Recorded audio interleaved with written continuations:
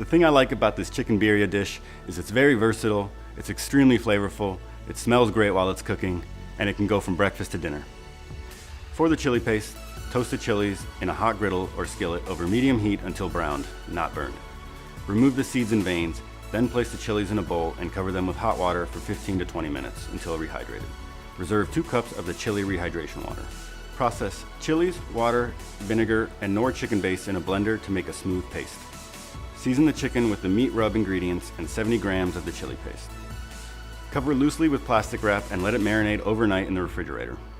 For cooking the meat, add the coarsely chopped onion, bay leaves, and diced garlic to a roasting pan. Add the chicken and marinade to the roasting pan. Cover tightly with foil and bake for 2 hours at 350 degrees Fahrenheit. You can serve the chicken cut into larger parts with its flavorful juices as a sauce, or shred it like we're doing. Serve it with tortillas, avocados, lime, and cilantro.